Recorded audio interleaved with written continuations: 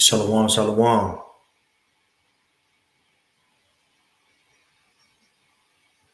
Shalom, shalom. Giving all praise to my heavenly Father. His name is Yahweh by Shem Yahushua by Shem Makar Kadash.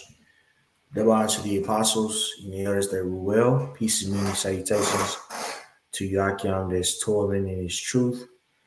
Uh, Before I begin, I want to read this scripture here. Now, this is Luke 21 and 24. It says, they shall fall by the edge of the sword and shall be led away captive into all nations.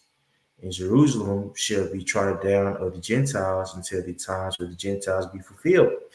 Now, we understand this happened to us by the curses. We were spread into numerous um, nations because of the diaspora that really happened with the northern tribe. And so we was trodden down by the nation, chiefly Esau, Edom. But now we're at the time to where this rulership is ending. So we're seeing these various talks of wars and rumors of wars. Um, all this is biblical um, and necessary to happen because we understand prophecy. You know, we understand that these nations are prophesied to go against each other. Um, and this will be a sign that Yahweh Shai is returning. You know, and also we know that there's going to be a great woe that's going to come on the face of the earth, alluding to Revelations, the 11th chapter, which that word woe is destruction.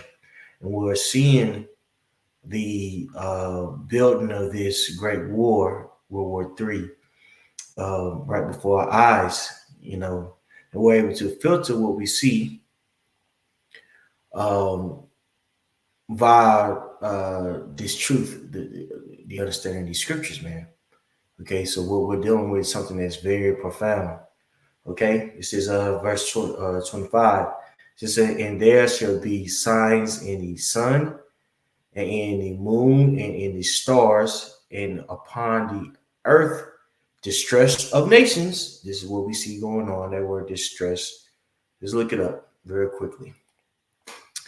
That word distress means extreme anxiety, sorrow, or pain. This is what we see going on in various places right now.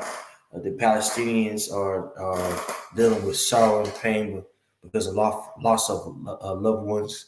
There's anxiety here in the U.S. because of the economic climate is worse as it's been in decades, and eroding very quickly.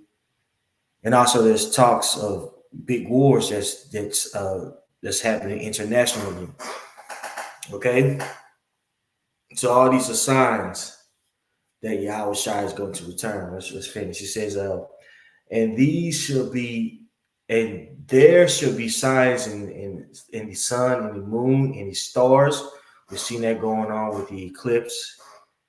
You know, you have the what's that? I always say this wrong. I won't say it wrong. You aurora lights. You know, the light show that we got down here in North Texas, all the way down here in North Texas. That's usually on the scene in Alaska. Okay. All right. All these things are signs that Yahweh Shai is about to return. Okay. Man's heart's filling them for fear and for looking after those things which are to come on earth. Before your powers of heaven shall be shaken. Okay. And the powers of heaven are being shaken. One of those powers of heaven that's being shaken is France. France is a part of the beast system that's spoken about in Revelations. Okay. Now, there's been rumors that, um, you know, that France is to enter into Ukraine, which is merely a rumor. It was merely a threat by France. But you have to ask yourself, why um, is France, so um, involved in the Ukraine situation. Well, it's right by these various Baltic states. I think it's part of the Baltic states um, in Europe. Okay, and that area shares a lot of culture and also, of course, alliances. With the EU, um, and also, you know, yeah, Ukraine. Claiming that it's going to be a part of NATO, which Russia's not going to happen. It's not going to allow it happen because that's a Ukraine is a bordering state to Russia, and they consider it a part of uh, its jurisdiction. Uh, what we're starting to see is Ukraine was never supposed to win the war, and the U.S. Understood that, but is using Ukraine as a pawn, to aggravate Russia, and it's not happening. It has very adverse effects. Ukraine is losing the war substantially. I believe that over 500,000 people, have died in the last freaking 2 years. You have a lot of these able-bodied men fleeing to neighboring countries. Now, contemporarily, uh, France is losing its grip in Africa. Okay, it's losing its grip in Africa um, via new pacts that their once colonized lands have made with who? Guess who? Russia, with China. Okay, the whole BRIC system is becoming more and more sophisticated. And with the past alliances or grip that France has once had, waning. Well, the U.S. occupation of these various lands is waning too. Okay, so before I get ahead of myself, um, I want to read this article here that I have for you guys. And the article that I'm about to read is this particular one right here. All right, so if you want to follow along, just click on it. Click on the link or paste the link or however you need to do it to follow along. Okay. Now it says. Now this is according to the New York Times. It says a striking footprint in Africa for France, the former colonizer that stayed. A recent military takeover in Niger has thrown into uncertainty the future of French presence in West and Central Africa, raising doubts about the future, of U.S. involvement there too. It says the country's president, a trusted ally of France, was taken hostage in the presidential palace by his own guards in late uh, July. Protesters massed uh, at the French embassy soon after, setting it on fire and shattering windows. A colonel in uniform appeared late Thursday on state television and announced that the military was ending its cooperation with France. The chaos in the West African nation of Niger over the last 10 days was a repeat of earlier turmoil in nearby Burkina Faso, and Mali. All three which are former colonies of French. Okay, so French never left these various nations in which they was colonizing, and the people of these nations are rising up. Okay, are rising up against one of the aspects of the beast, French. Okay, you know I believe in Niger, um, French had it to where Niger was still using French's currency, and also it had France has its grips on various uh, productions of natural oil in that region too, man. You know, so they've been benefiting off of occupying this land, you know, well into 50 years, man. Okay, and now these nations are starting to make pacts with that bear, that good old bear. You know what I mean? Which is prophesied. Okay, now let's get to Habakkuk. Habakkuk 2, and there's a lot on this I want to read on. So I'll start at 4. It says, actually, let me start at 2. Habakkuk 2 and 2. And Yahweh answered me and said, write the vision and make it plain upon tables that he may run that readeth it. For the vision is yet for an appointed time, but at the end it shall speak and not lie. This is what do we see going on here? Is the Lord lying? Okay? Are the prophecies that our elders and apostles have passed down? Have they let us down thus far? No, we in that time, man. We're in a time of prophecy being revealed. And a huge catalyst to prophecy is what these various nations uh, coming against each other, man. Okay? These huge nations coming against each other. All right? Verse, let's see, verse 3. For the vision is yet for an appointed time, but at the end it shall speak and not lie.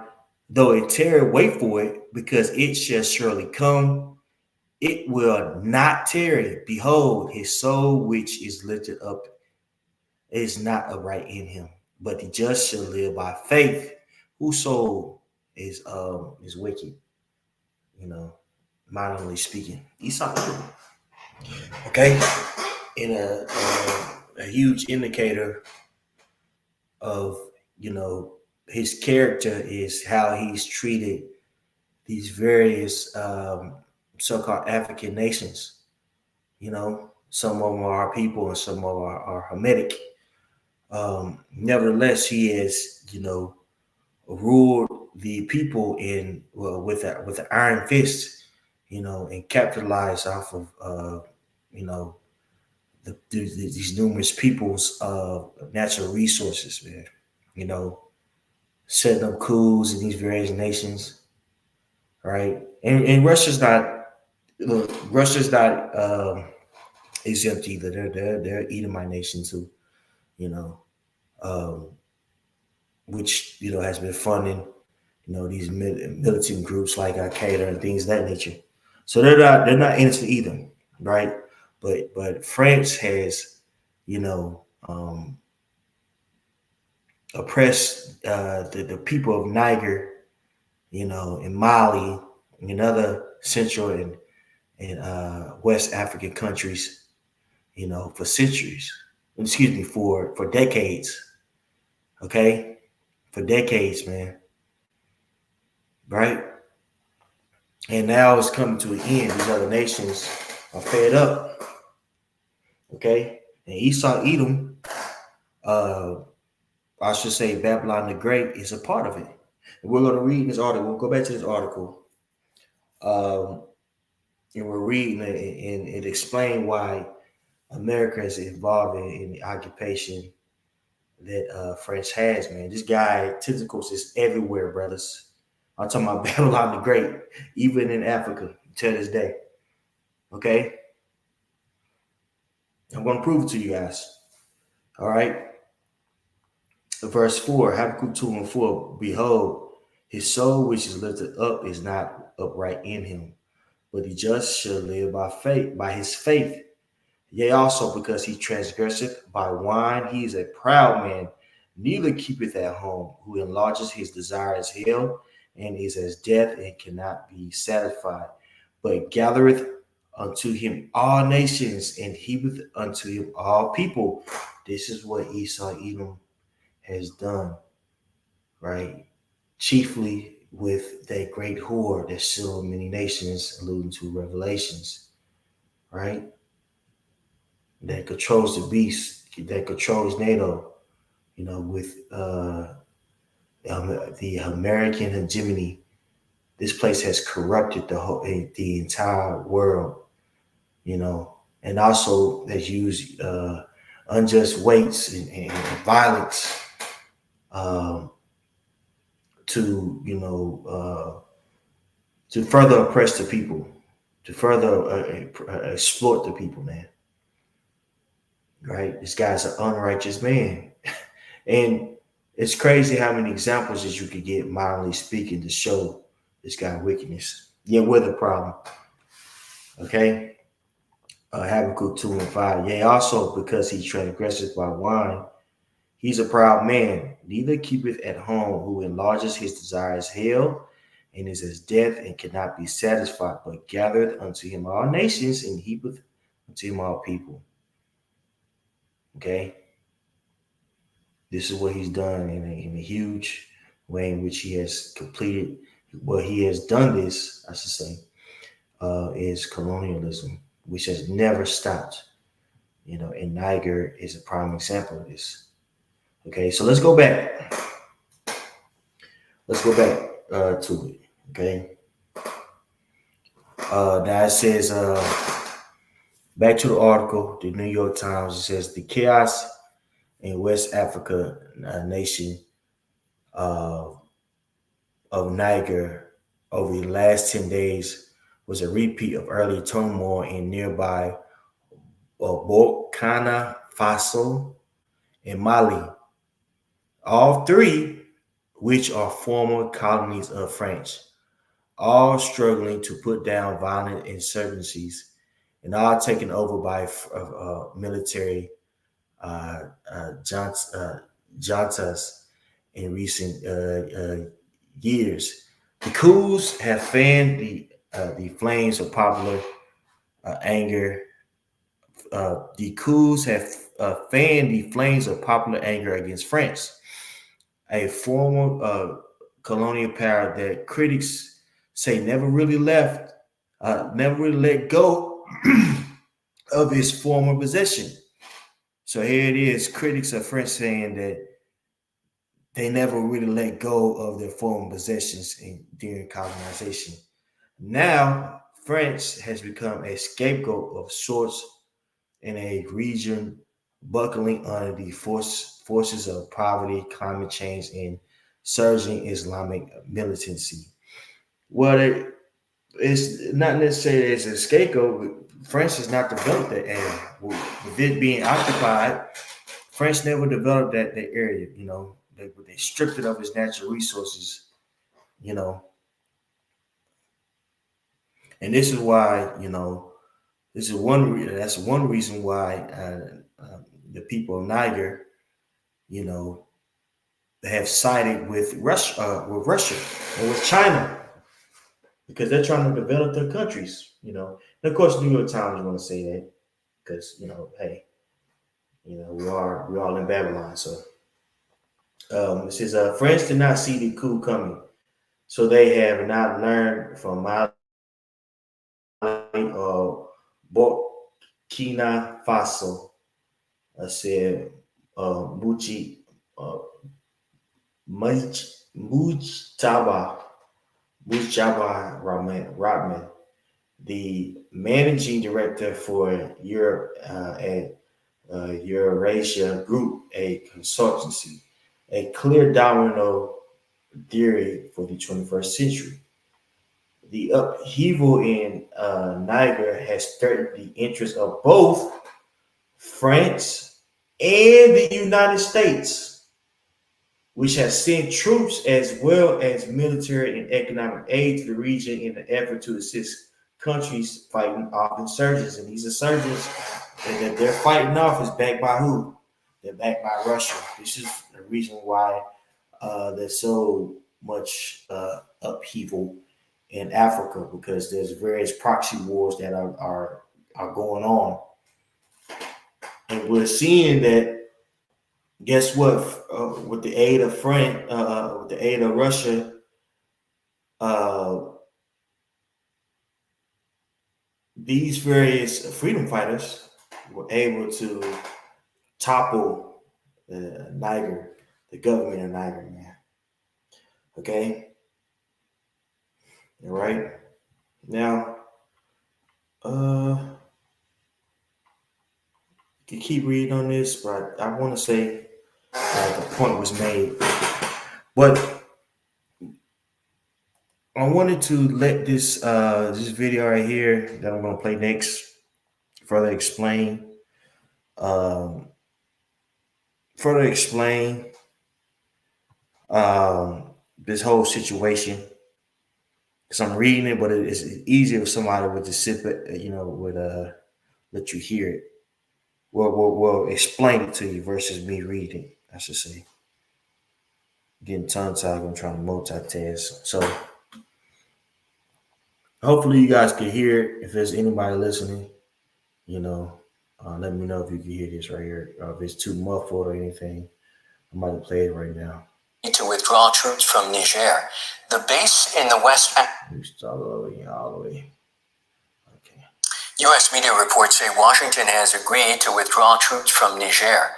The base in the West African country has been key in counterterrorism efforts in the Sahel region.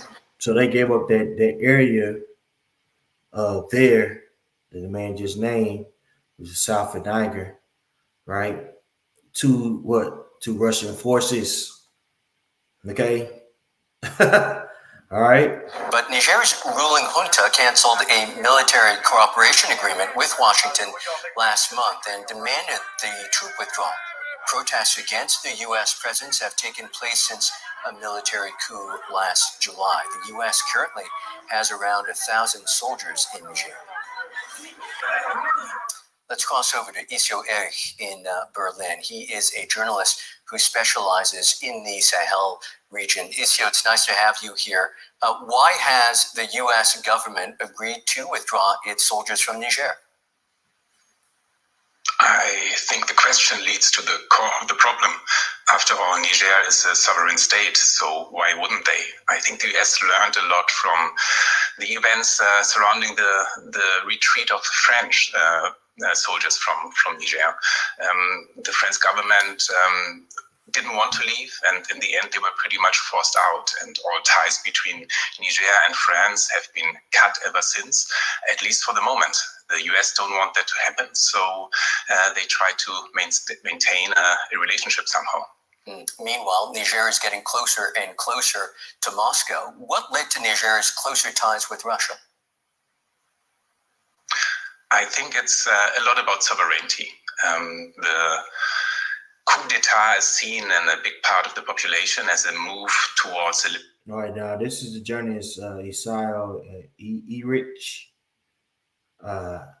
and he's saying the reason why people are moving. The reason why Niger is moving closer to Russia is because it's about sovereignty. People. These other nations are tired of France. Well, these various Western Africa and Central Africa nations are tired of France and the U.S. Well, chiefly France, of dictating its moves, man. Okay. Liberation from a corrupt political system in Niger, and also from oppression by foreign powers. So the idea of sovereignty is very high in the popularity, and liberating themselves from having one partner only, in that case the West, is seen as a means of gaining more leverage in the construction of a new world order, with Niger in a better place in it. I'm curious about your perspective on this. Will the U.S. withdrawal affect its ability to wield influence in Niger?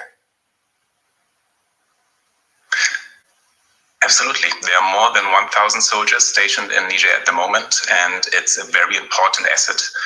And once they're gone, it will be very difficult to have an idea what's going on in the region, and that definitely makes a different situation for the US and its ability to stay in contact with the junta as well, because there will be less personnel, and the So basically, the U.S. is going to have less influence over there.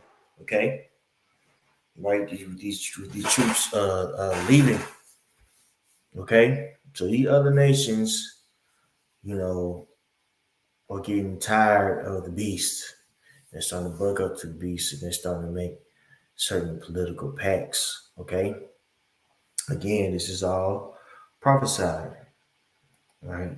It's prophesied for you Gentiles to do what? To fight, in the latter end. Okay, Joel 3:9. Proclaim ye this among the Gentiles. Prepare war. Wake up the mighty man. Let all the men of war draw nigh. Let them come up. Beat your plowshares into swords and your pruning hooks into spears. Let the weak say I'm strong. And this is what we see going on. Right? These various once weak nations are making political pacts with Russia and with China. Okay, and within doing so, what's going on? Shoot, Russia. I mean, not Russia, but France is losing money. Okay, now this is why this is a catalyst of why France was threatening to send troops to um, Niger. Okay, but we know they're not going to do that because Russia, gave a very, very, very alarming warning to France. He said, "You come over here, and basically, you come over here with that BS, and we're gonna give you what you're looking for." Okay. So now this is to prove what I just said. Now this is according to MSN.com.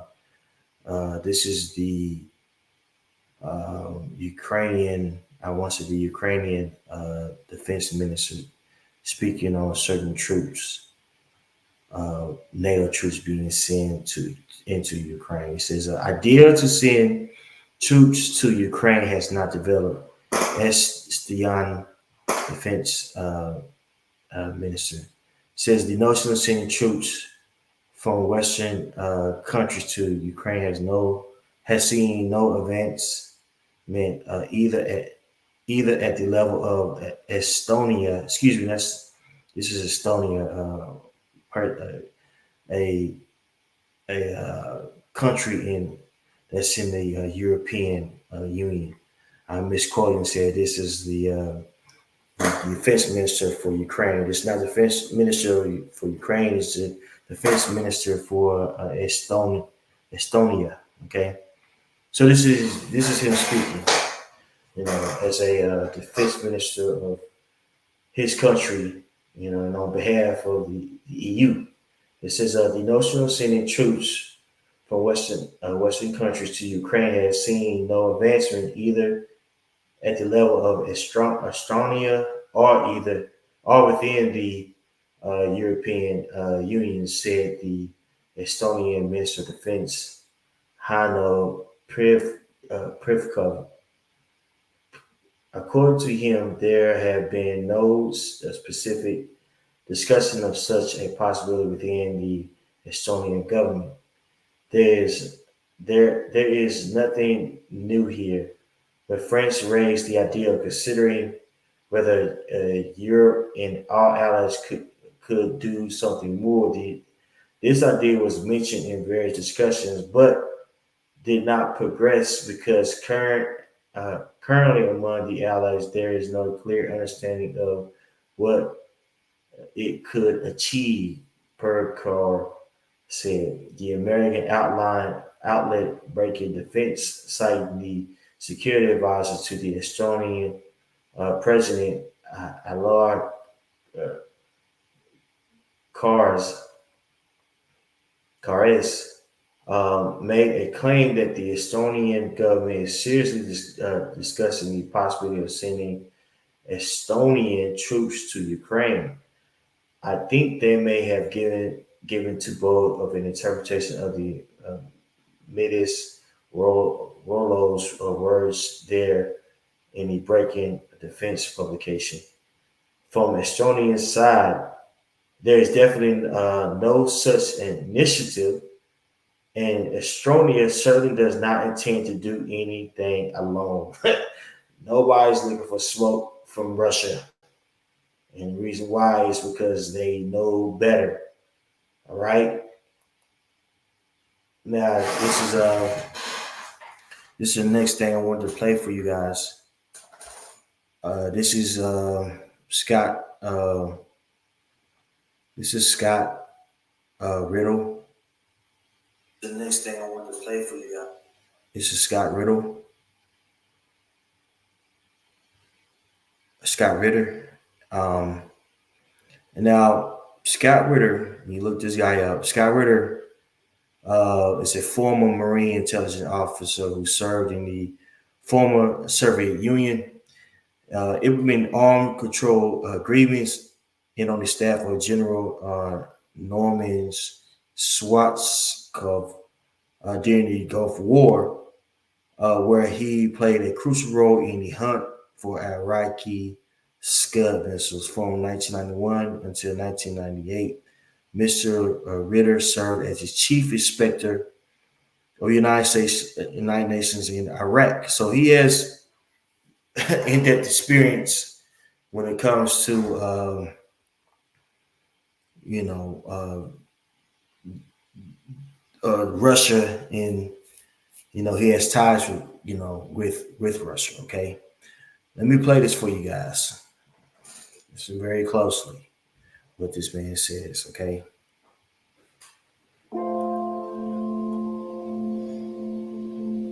Right now in Russia, we've learned recently they're talking about non-strategic nuclear weapons and Navy getting involved and doing some exercises to get prepared. And when they're talking about these type of weapons, especially non-strategic nuclear weapons, is that a sign of escalation or is that a sign of warning the West from what they're doing right now in Ukraine? When Russia initiated the special military operation, the Russian leadership, especially Vladimir Putin, made it very clear that Russia would not tolerate any NATO intervention into the Ukrainian issue. And they said that if NATO intervenes, that could lead to direct engagement between Russia and NATO, and that could involve all the weapons at Russia's disposal. Since that time, Russia's repeated this warning to NATO. Every time NATO crosses a red line, sends modern equipment, threatens to send F-16 fighters, sends Storm Shadow missiles, gives a green light for Storm Shadow missiles to be used against Russian strategic targets, threatens to deploy NATO troops on Ukrainian soil. All of these are red lines. And Russia has finally said, I don't know what part of we won't tolerate this you don't understand. And so the exercise is not just a warning, it's a statement.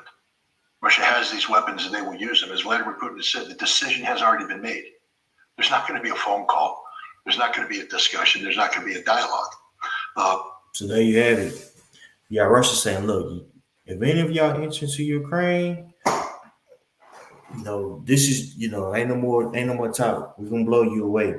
So Russia is showing that a lot of ways it's a force to be reckoned with. We know that this was going to happen. We knew this was going to happen. Why? Prophecy, dog. Prophecy, prophecy, prophecy. We've seen it play right through our, you know, right in front of our eyes. Okay, it says Ezekiel 3:1, and the word of Yahweh came unto me, saying, Son of man, set thy face against God, the land of Magog, the chief priests of Meshech and Tupal, and prophesy against him in that region, that area of the people that's occupying that land, you know, now call that land Russia, and we do too. Okay, it says, and say, thus said Yahweh power, behold, I am against thee, O God, the chief priest of Meshech and Tubal. And I will turn thee back and put hooks in thy jaws, and I will bring thee forth all thy enemies, horses and horsemen, all them clothed with all manners of armor, even a great company with bucklers and shields, all of them handling swords. What is that going into? Well, that's going into them gearing up for war, them sending artillery. Okay, all right, them mounting up and playing certain war games, to get themselves ready for a war. And the war game embodies more than just acting out certain scenarios, but it's inventory of how much you know artillery you have on stock, and also how much you can predict can potentially produce if needs be. Right, when it comes to the capability of producing, uh, certain uh, artilleries, in a quicker fashion, in a fast fashion, Russia has us beat right now. Our defense, uh, basically defense arm system, is under a monopoly of five corporations, and they're overcharging uh, the U.S. Okay, and they can't produce anything. You know, the the aid, so-called aid that was sent to Ukraine, shows that I want to say over half of it went to refilling the stocks that the U.S. Uh, gave to Ukraine initially. Okay, so they're not able to produce uh, at a quick rate. You know, everything's showing that things are showing when you do your research. Things are starting to show that Russia is a is a force that to be reckoned with. And well, we know this because of prophecy. Okay, now Ezekiel 38:8-3. And say, thus saith Yahweh power, behold, I am against thee, God, O God, the chief priest of Meshech and Tubal.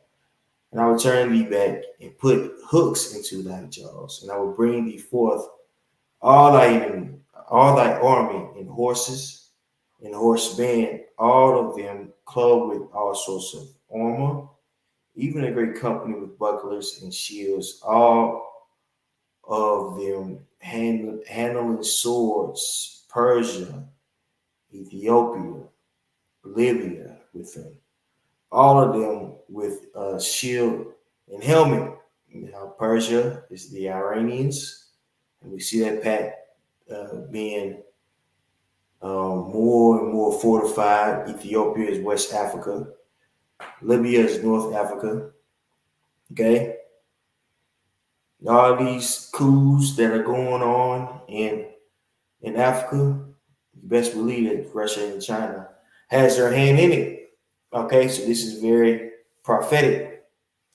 All of them with shield and helmet, Gomer and all his bands, the house of Togomor, all the north quarters and all his bands, and many people with thee, and prepare and be thou prepared, and prepare thyself, thou and all thy company that are assembled unto thee, and be thou a guard unto them.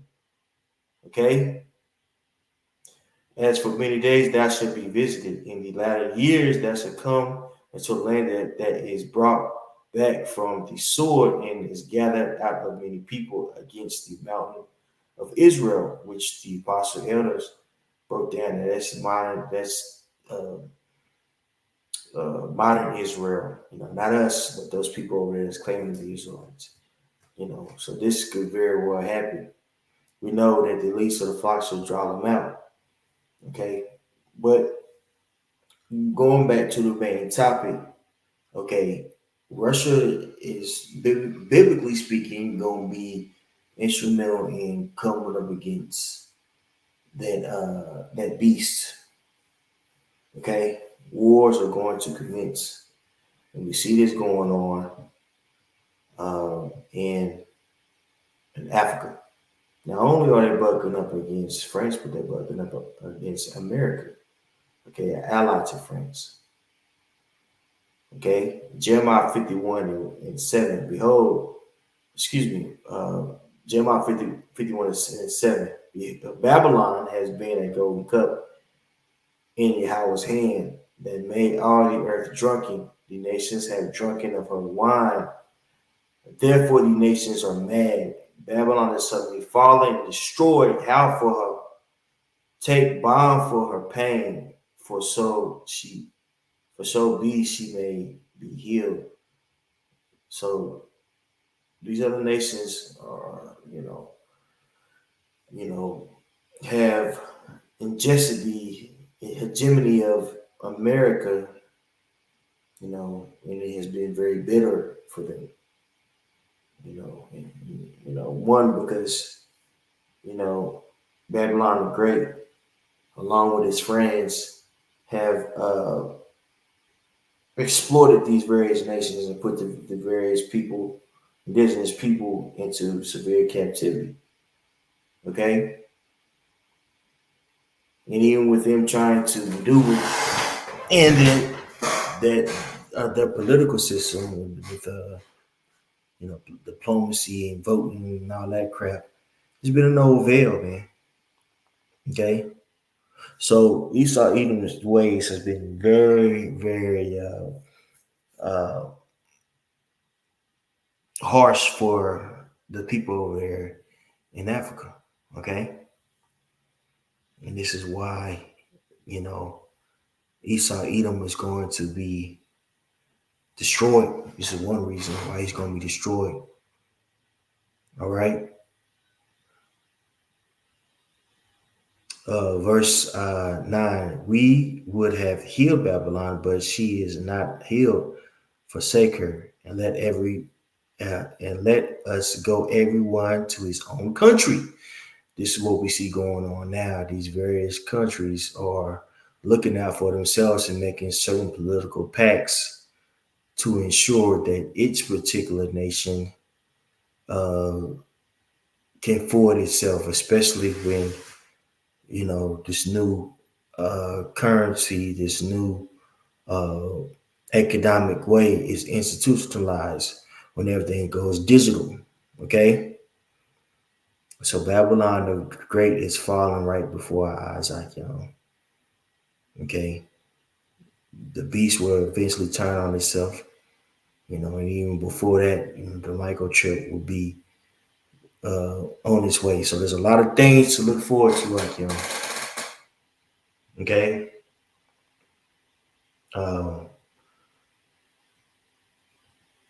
Yeah, I'll finish this up now. It says, verse 9, we would have healed Babylon, but she is not healed. Forsake her and let us go everyone to his own country. For her judgment